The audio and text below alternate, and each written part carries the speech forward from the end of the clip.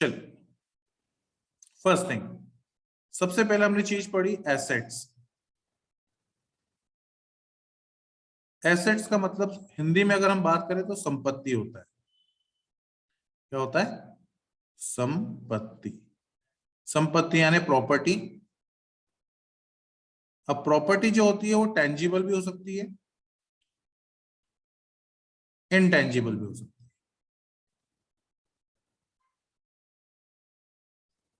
तो हम basically accounting equation में जो बात करते हैं, बेसिकली हम दोनों ही एसेट्स के बारे में बात करेंगे, tangible intangible, in the sense of business concern. But जो चीजें मोस्टली आती हैं एसेट्स के अंदर, वो आती हैं फिक्स्ड एसेट्स और करंट एसेट्स के बारे में। तो इनसे हम ज्यादातर डील करेंगे हमारे अकाउंटिंग इक्वेशन। तो ये दो चीज तो हमको पता है, फिक्स्ड यानी स्थायी संपत्ति और करंट यानी हमारी चल संपत्ति। दूसरी चीज आती है हमारी अकाउंटिंग इक्वेशन में, वो है लायबिलिटीज। लायबिलिटीज यानी ऑब्लिगेशंस। ऑब्लिगेशंस अब हमारे बेसिकली, जैसे कि हम बात करें कि उधारी, जैसे हम माल उधार में खरीद रहे तो क्रेडिटर हुए, बिल्स पेबल हुए, लोन हो गए। तो ये हमारी लायबिलिटीज हैं विच वी हैव टू पे इन फ्यूचर टाइम, हमें फ्यूचर में जो कि हमको बेसिकली पे करना पड़ता है ना। तीसरी हमारी लायबिलिटी जो होती है, ये बेसिकली आउटसाइड लायबिलिटी भी बोल सकते हो इसको, that is your outside liability, जो बिजनेस के बाहर से लेते हैं हम लोग। And third thing we have owners liability, owners equity जिसको बोलते हो। ऑनर्स इक्विटी क्या होता है? ऑनर्स इक्विटी बेसिकली जो मालिक बिजनेस का पैसा लगाता है बिजनेस में, तो उसको हम बोलते हैं capital. Capital which will be invested bye businessman, जो कि बिजनेस ऑनर ने लगाया। तो ये तीन चीजों पे बेस्ड होकर हम अकाउंटिंग इक्वेशन को बनाते हैं। अकाउंटिंग इक्वेशन होती क्या है? तो इक्वेशन बनती है आपकी, asset is equal to liability plus capital. ये हमारी अकाउंटिंग इक्वेशन होती है। एसेट यानी कि हमारी संपत्ति, अब वो चाहे कैश में हो, या वो बिल्डिंग हो, या वो मशीन हो, इन तीनों में से कोई भी हो सकता है। एसेट्स हमारे कितने ही प्रकार के होते हैं बिजनेस में। लायबिलिटी यानी कि क्रेडिटर्स या कोई आउटस्टैंडिंग एक्सपेंसेस। कैपिटल यानी कि पूंजी, जो बिजनेस में लगाया हो आपने, इसके अंदर प्रॉफिट प्लस होगा और एक्सपेंसेस या लॉसेस माइनस होंगे। तो बेसिकली हमारे बात करते हैं अकाउंटिंग इक्वेशन पे। नाउ अब इससे अगर हम आगे बढ़ते हैं, तो ये हमारा एक एग्जांपल है एसेट्स, जो कि देखो यहाँ पे मकान और कार वगैरह जो भी दिख रहा है, ये तुम्हारे एसेट्स हैं। जो से तुम्हारे पास भी तुम्हारा खुद का घर है या बिल्डिंग प्रॉपर्टी वगैरह जो भी है तुम्हारी, वो सब तुम्हारे एसेट्स हैं, या गाड़ियां हैं जो तुम्हारे पास, वो तुम्हारे एसेट्स में आएंगे। लायबिलिटीज, कैपिटल और लायबिलिटीज, ये दोनों हमेशा बिजनेस में इक्वल होने चाहिए। क्या होने चाहिए? इक्वल होने चाहिए। तो ये दोनों को इक्विलिब्रियम मेंटेन करने के लिए हमें क्वेश्चंस को सॉल्व करना और उसके बारे में समझना बहुत जरूरी है। बट उसको समझने से पहले हम एक एग्जांपल यहाँ पे ले रहे हैं, फिर हम उसको डिटेल में समझेंगे आज। जैसे कि यहाँ पे क्वेश्चन दे रखा है आप लोगों को,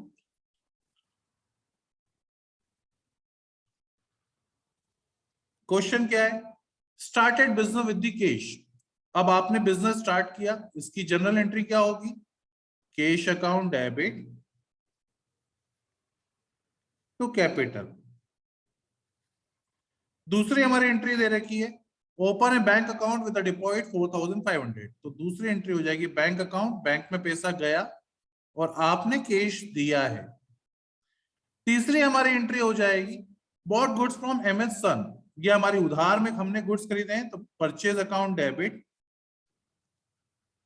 इससे हमारी लायबिलिटी बढ़ रही है। तो यहाँ पे आ जाएगा जो भी क्रेडिटर है, एमएस सन नाम लिख देते हैं हम लोग, क्योंकि हमने एमएस सन से इन कंपनी से खरीदा है, तो एमएस सन एंड कंपनी। तो हमारा आ जाएगा 11,200 के गुड्स खरीदे हमने। तो ये हमारी उधार की ट्रांजेक्शन। तो ये लायबिलिटी हुई। ये हमारा बेसिकली बैंक पर्सनल अकाउंट और कैश अकाउंट में ट्रांजेक्शन है, ये हमारे एसेट्स से रिलेटेड ट्रांजेक्शन है। और ये हमारा बेसिकली एसेट्स और कैपिटल से रिलेटेड ट्रांजेक्शन है। अब इसकी इक्वेशन बनेगी कैसे? तीनों जनरल एंट्रीज तो हमको क्लियर है, अब इसको सॉल्व करना है तो हम कैसे करें? नाउ यहां पे हम ले लेते हैं assets is equal to liability plus capital. ये दोनों हमेशा इक्वल आने चाहिए हमारे। तो फर्स्ट हमारी ट्रांजेक्शन क्या आएगी? Started business with the cash 45,000। तो यहाँ पे क्या आएगा? सबसे पहले कैश अकाउंट डेबिट, जो हमारी जनरल एंट्री बनती है कैश टू कैपिटल, ये हमारी ट्रांजेक्शन। तो कैश एसेट्स में कैश लिखना, कैश हमारा 45,000 है, वो आ जाएगा यहाँ पे कैश में। और कैपिटल हमारी लाइबिलिटी है, बेसिकली इंटरनल लाइबिलिटी जो बिजनेस के मालिक ने लगाया, तो कैपिटल के नाम पे आ जाएगा 45,000। तो ये दोनों इक्वल हो गए फर्स्ट ट्रांजेक्शन में। दूसरा, बैंक में अकाउंट खोला है हमने, तो बैंक में डिपॉजिट करा है पैसा कुछ, तो bank account debit to cash. तो हम क्या करेंगे? या bank account debit to cash में यहाँ पे लिखेंगे बैंक, क्योंकि बैंक भी हमारा एसेट है जो पैसा उसमें गया है। तो बैंक में कितना? 4,500 गया। यहां से हम माइनस कर देंगे, कैश हमारा कम हो गया है तो हमने माइनस करा, तो यहाँ आ जाएगा 40,500 प्लस 4,500 जो कि आपने कैश बैंक में डाला, ये एज इट इज रहेगा। कैपिटल में ज्यादा कुछ चेंजेस नहीं होते जब तक कि आप कैपिटल में से पैसा निकालो या डालो नहीं। अब यहाँ पे तीसरी ट्रांजैक्शन जो आएगी हमारी वो है, हमने कुछ पैसा, कुछ गुड्स उधार खरीदे हैं, तो परचेज के लिए हम यहाँ पे लिखते हैं गुड्स, यानी कि स्टॉक। वो हमारा स्टॉक है। कितने का स्टॉक आया? 11,200। 11,200 का स्टॉक हमने खरीदा है, जो कि हमने उधार खरीदा है। तो इसके लिए ट्रांजैक्शन क्या बनेगी? परचेज अकाउंट डेबिट, ये थर्ड ट्रांजैक्शन लिख रहा हूं मैं, purchase account debit to MS sons and company 11,000। तो ये लाइबिलिटी हमारे लिए क्रेडिटर है, तो क्रेडिटर हमारे यहाँ जाएंगे, तो ये आ जाएगा 11,200। 45,000 प्लस 11,200, इसका दोनों का टोटल कर लो। 45,000 11,200 जैसे ही प्लस करेंगे तो कितना आएगा? 56,200। ये हमारा लाइबिलिटी प्लस कैपिटल। और यहां पे इनका भी टोटल कर लेते हैं हम लोग। 40,500, 4,500 और 11,200। तो ये तो हो गया हमारा 5, 10, 12, 12 प्लस 1, 1, 2, 2, 6 और यहाँ पे आ गया 56। तो ये भी हमारा 56,200। तो basically accounting equation shows that always you have asset is equal to liability. Liability के दो पार्ट हो गए, आउटसाइड लाइबिलिटी और इंटरनल लाइबिलिटी।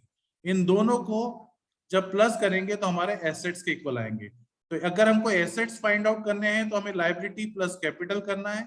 जब हमें लाइबिलिटी प्लस फाइंड आउट करनी है तो हमें क्या करना है? हमारे इसमें से एसेट्स में से कैपिटल माइनस कर देना। जब हमें कैपिटल फाइंड आउट करना है तो हमें एसेट्स में से लाइबिलिटी माइनस करना है। तो ये तीन फॉर्मूले हमको याद होना जरूरी है। तो बेसिकली अकाउंटिंग इक्वेशन का सेंस ये है कि आपका एसेट्स और लाइबिलिटीज को आपको इक्विलिब्रियम में लेके आना है, तो you have to mention each and every transaction. उन ट्रांजैक्शन के बेसिस पे आपको अकाउंटिंग इक्वेशन बनानी होती है, जैसा कि हमने बनाया। स्टार्टेड बिजनेस विद कैश, हमारा कैश आया 45, कैपिटल लगा 45, तो यहाँ पे एंट्री बन गई cash account debit to capital. ये पहली ट्रांजैक्शन, लाइबिलिटी बढ़ गई और एसेट्स भी बढ़ गई। दूसरा ओपन है bank account, bank account debit to cash. Bank में हमने कैश डाला है तो यहाँ कैश बढ़ जाएगा, इधर से माइनस हो जाएगा, तो ये बच्चा 40,500 और ये 4,500। गुड्स खरीदे हैं, उधार में खरीदे हैं, तो अपना क्या आ जाएगा? Purchase account debit to creditor, जो भी क्रेडिटर होगा जिससे भी हमने माल खरीदा, तो क्या क्रेडिटर, यहाँ अपने गुड्स आ गए। अब इन तीनों को प्लस करते हैं तो हमारा जो आंसर आएगा वो आ जाएगा 56,200। तो 56,200 जो कि हमारा आंसर ऑलरेडी आ चुका है, 56,200। In that way you have to solve. Now transactions basically from accounting equation viewpoint can be divided into two categories। बस दो टाइप के होते हैं। कौन कौन से दो टाइप है? Transaction affecting two items, increase in assets, increase in liability. अगर मेरा कैश बिजनेस में आएगा तो ये देखो एसेट्स इंक्रीज हो रहा है मेरा, और तुमने जो कैपिटल लगाया उससे बिजनेस की लायबिलिटी भी इंक्रीज हो रही है, तो लायबिलिटी इफेक्ट होगी और एसेट्स भी इफेक्ट होगा। या फिर डिक्रीज इन लायबिलिटी, डिक्रीज, अगर तुम बिजनेस से किसी को कैश दोगे, मान लो तुमने अपने क्रेडिटर्स को पे किया, तो यहाँ पे क्या होगा? क्रेडिटर्स अकाउंट डेबिट, अगर तुमने किसी को पे करा तो तुम्हारे पास से क्या जाएगा? कैश जाएगा। दूसरा, increase in assets, increase in honours equity, अगर तुमने एडिशनल कैपिटल लगाया तो भैया ऑनर्स की इक्विटी, ऑनर का कैपिटल बढ़ जाएगा और इधर एसेट्स भी बढ़ जाएगा।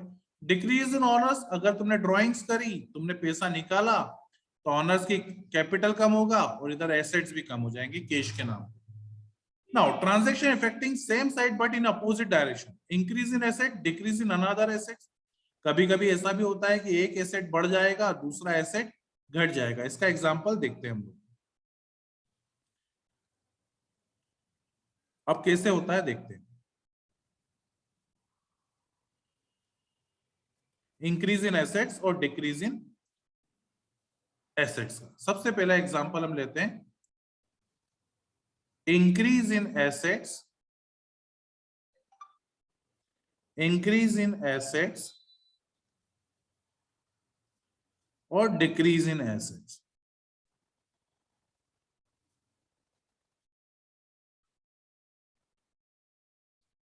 जैसे कि मैं एक ट्रांजैक्शन लेता हूं, Mayank bought car 5 lakh rupees. Mayank ने एक कार खरीदी है 5 लाख रुपए में, तो मयंक के पास what comes in? Car comes in. Mayank के पास कार आ रही है, 5 लाख रुपए की कार है, तो ये अकाउंट डेबिट हो जाएगा। बट उसके बदले मयंक ने क्या दिया? कैश दिया। 5 लाख रुपए मयंक के पास से चले गए, ये क्रेडिट हो जाएगा। तो ये कार अकाउंट डेबिट और कैश अकाउंट क्रेडिट, तो एक एसेट्स इंक्रीज हो रहा है और दूसरा एसेट्स ये इंक्रीज और ये डिक्रीज, तो ये दोनों चीजें इफेक्ट हो रही हैं आपकी। तो that will be the example of increase in assets और डिक्रीज इन एसेट्स। ऐसा एक और एग्जांपल ले सकते हैं, मान लो you can take in one more example, you have a debtors, आपके देनदार हैं, डेटर्स यानी देनदार, तो देनदार को हम बोलते हैं बेसिकली डेटर्स। आपके डेटर्स ने आपको पैसा लौटाया, amount 5,000 rupees received from debtors. हमारा अमाउंट रिसीव हुआ 5,000 रुपए डेटर्स से, तो क्या आ जाएगा? Cash account debit to debtor. अब यहाँ पे देखो, डेटर्स भी हमारे करंट एसेट्स होते हैं, कैश भी हमारा करंट एसेट्स होता है। अब यहाँ पे 5,000 रुपए से करंट एसेट्स इंक्रीज हो गए और यहाँ 5,000 रुपए से करंट डेटर्स हमारे डिक्रीज हो गए, तो ये इंक्रीज और ये डिक्रीज, तो that will be the another example of increase and decrease in assets. ये एक हमारा तरीका हुआ, एक रूल हुआ इंक्रीज और डिक्रीज का एसेट्स का। अब अगला एग्जांपल हम और लेते हैं कि और क्या हो सकता है इसमें। अब जैसे यहाँ पे लिखा है increase in assets, increase in liability, इसका सीधा सा एग्जांपल है, मयंक started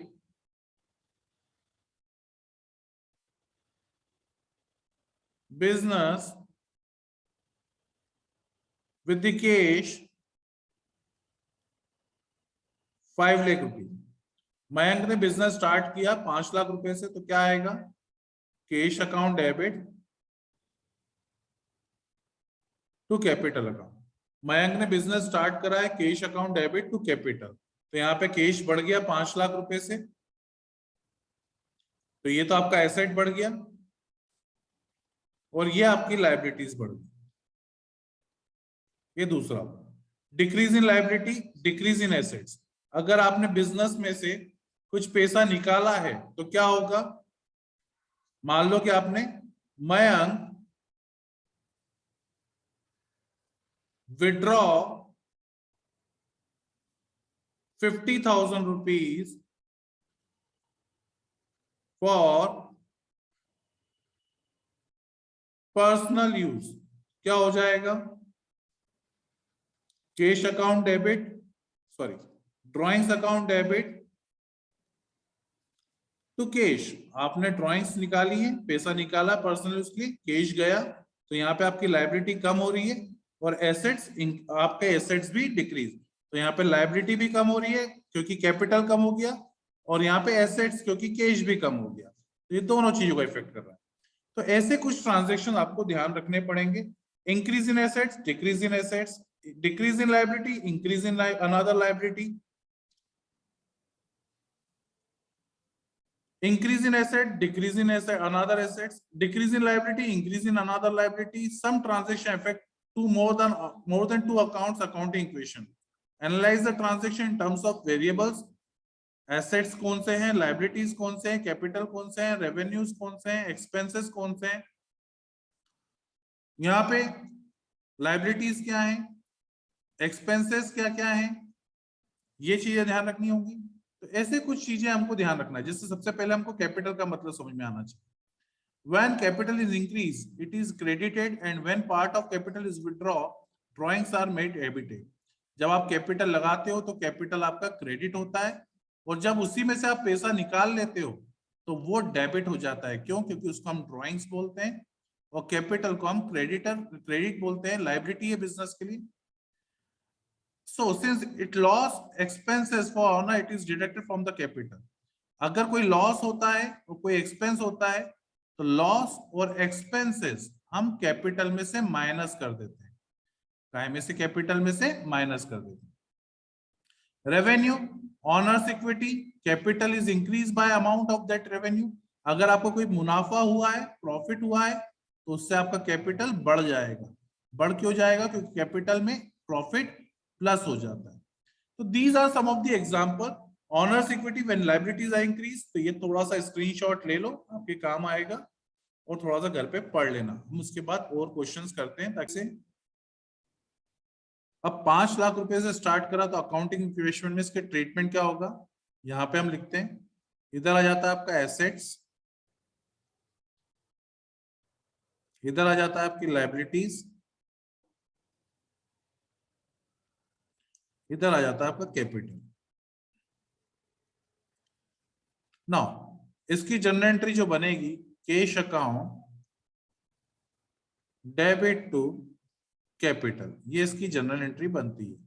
तो यहाँ 5 लाख रुपए आएगा, ये एसेट्स है, तो देखो आपके एसेट्स इंक्रीज हो गए, और कैपिटल आपकी लायबिलिटी, तो 5 लाख रुपए से आपकी लायबिलिटी भी इंक्रीज हो रही है। दोनों चीजें इंक्रीज हो रही हैं, तो ये दोनों चीजें अपनी अपनी जगह पे आ गई। जब कैश एसेट्स इंक्रीज होता है तो डेबिट करते हैं, और जब लायबिलिटी इंक्रीज होती है तो क्रेडिट करते हैं।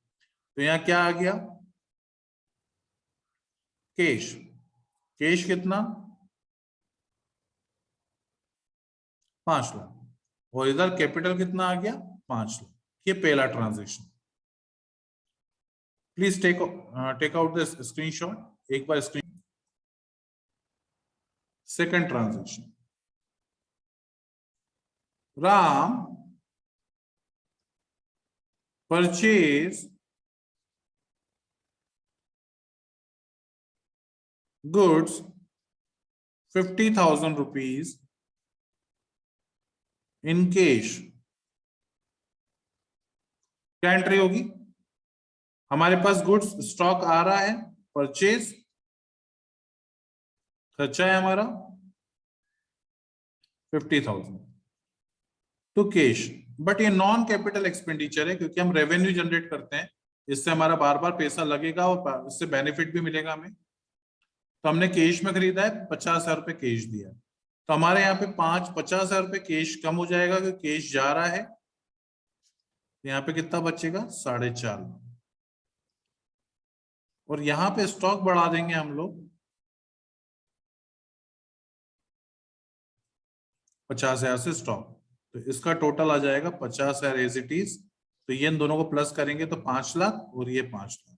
ये एक हमारा दूसरा ट्रांजेक्शन था जो हम करते हैं, देखते हैं। Now third,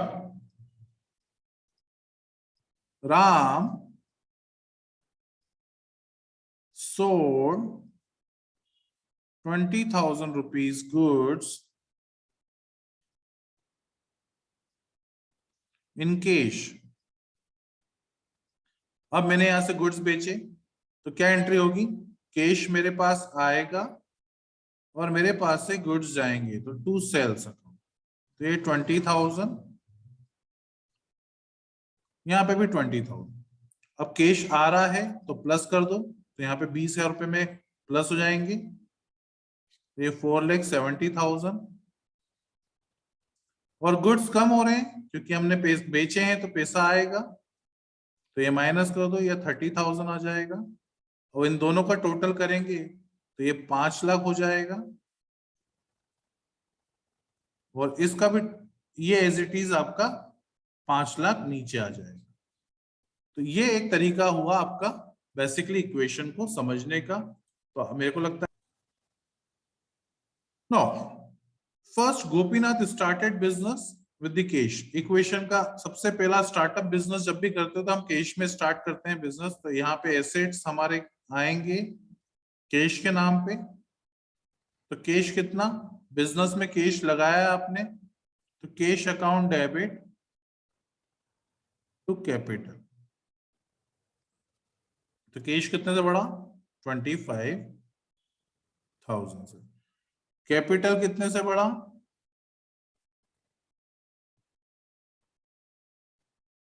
purchase goods from Shyam. तो श्याम से गुड्स खरीदे हमने, तो यहां पे दूसरी एंट्री हमारी बनेगी purchase account debit to Shyam. Shyam से हमने गुड्स खरीदे, तो यहां आ जाएगा परचेज अकाउंट डेबिट। कितने के गुड्स हैं, 10,000। और श्याम से खरीदा है तो उधार है, तो लायबिलिटी बढ़ रही है, तो क्रेडिटर के नाम पे हम बढ़ा देंगे 10,000। Sold goods to Sohan costing 800 रुपए। 1800 के गुड्स बेचे हैं 1500 रुपए में, लॉस हो गया। Sold goods to Sohan costing 1800, 1500 में बेच दिए। 1800 के गुड्स 1800 के गुड्स 1500 में। तो सबसे पहले तो हमारे पास एंट्री क्या होगी इसकी, हम वो कर लेते हैं। हमारे पास कैश कितना आएगा, हमारे पास से कैश जो आएगा वो 1500 रुपए आ रहा है। गुड्स कितने के गए, गुड्स हमारे पास से सेल के नाम पे 1800 के गए।